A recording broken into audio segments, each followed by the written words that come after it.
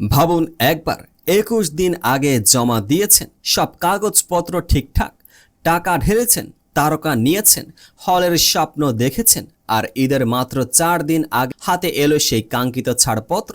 তখন কি করবেন আপনি? ঠিক এই প্রশ্নের মুখে দাঁড়িয়ে আছেন পিনিক সিনেমার নির্মাতারা। আজকের ভিডিওতে আমরা শুধু একটা সিনেমার মুক্তি বাতিলের খবর বলবো না, বলবো বাংলাদেশের চলচ্চিত্র শিল্পের একটা গভীর ক্ষতের কথা, যেটা বারবার রক্ত ঝরাচ্ছে কিন্তু কেউ দেখছে না। পিনিক নামটা হয়তো অনেকেই শুনেছেন। পরিচালনায় জাহিদ জুয়েল আর পর্দায় জুটি বেঁধেছেন আদর আজাদ এবং শবনম বুবলি। বর্তমান বাংলাদেশে বিনোদন জগতে দুটো অত্যন্ত আলোচিত নাম। দর্শকদের মধ্যে প্রত্যাশা ছিল ঈদের উৎসবে এই জুটিকে বড় পর্দায় দেখার আগ্রহ ছিল অনেকেরই।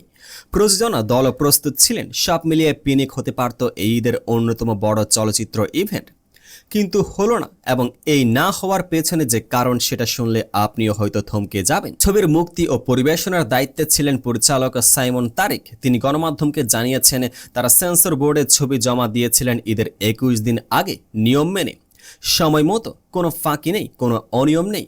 তারপর সেন্সর ছাড়পত্র এলো 16 মার্চ, ঈদের মাত্র 4 দিন আগে। এখন একটু ভাবুন, একটা সিনেমা মুক্তি দিতে কি লাগে? লাগে প্রচারণা, poster, trailer, social media campaign, লাগে হল বুকিং যেগুলো ঈদের মাসখানেক আগেই ভরে যায়, লাগে বিতরণ চুক্তি, লাগে মিডিয়া ক্যাম্পেইন। 4 দিনে এসব কি সম্ভব? একেবারেই না। সাইমন তারিকে সরাসরি বলেছেন সেন্সর বোর্ডের চেয়ারম্যান তাদের সঙ্গে অপেশাদার আচরণ করেছেন, অথচ ঈদের অন্য সিনেমাগুলো জমা পড়ার সঙ্গে সঙ্গে ছাড়পত্র পেয়ে গেছে। শুধু পিনিককেই আটকে রাখা হয়েছে কেন? এই প্রশ্নের উত্তর এখন স্পষ্ট নয়, কিন্তু প্রশ্নটা থেকেই যাচ্ছে। এই ঘটনাকে শুধু একটা বিচ্ছিন্ন অভিযোগ হিসেবে দেখলে ভুল হবে। বাংলাদেশের চলচ্চিত্র শিল্পী এখন একটা সংকটকাল পার করছে। একদিকে ওটিটি প্ল্যাটফর্মের চাপ, অন্যদিকে হলের সংখ্যা কমে আসা। এর মধ্যেও যখন কোনো নির্মাতা ঈদের মতো বড় মৌসুমে সিনেমা আনতে চান, সেটা সাহসের কাজ, বিনিয়োগের কাজ, স্বপ্নের কাজ। কিন্তু সেই স্বপ্ন যদি আমলাতান্ত্রিক গাফিলতির কারণে ভেঙে পড়ে, তাহলে ক্ষতিটা শুধু একজন নির্মাতার না, ক্ষতিটা পুরো শিল্পের। সাইমন তারিক বলেছেন তারা বড় ধরনের আর্থিক ক্ষতির মুখে পড়েছেন।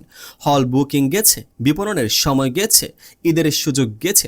এই ক্ষতি কি কেউ পুষিয়ে দেবে না। আর এটাই সবচেয়ে ভয়ঙ্কর দিক, কারণ এই ধরনের ঘটনা যদি বারবার ঘটতে থাকে, তাহলে একসময় নতুন নির্মাতারা সাহসী হারিয়ে ফেলবেন, বিনিয়োগকারীরা মুখ ঘুরিয়ে নেবেন, আর দর্শক হলে যাবার বদলে নেটফ্লিক্স খুলে বসবেন। পিনিক হয়তো পরে আসবে, ঈদের পরে কিংবা অন্য কোনো সময়ে, কিন্তু এই ঈদে যে সুযোগ হাতছাড়া হলো, সেটা আর ফিরবে না। একটা শিল্পকে বাঁচাতে হলে শুধু ভালো গল্প আর ভালো অভিনয় যথেষ্ট না, দরকার একটা সুষ্ঠু, স্বচ্ছ এবং দায়িত্বশীল প্রশাসনিক কাঠামো, যেখানে নির্মাতারা নিয়ম মানলে তাদের সঠিক সময়ে সুযোগ পাওয়ার নিশ্চয়তা থাকবে। আপনি কি মনে করেন সেন্সর বোর্ডের এই বিলম্বের জবাবদিহিতা হওয়া উচিত?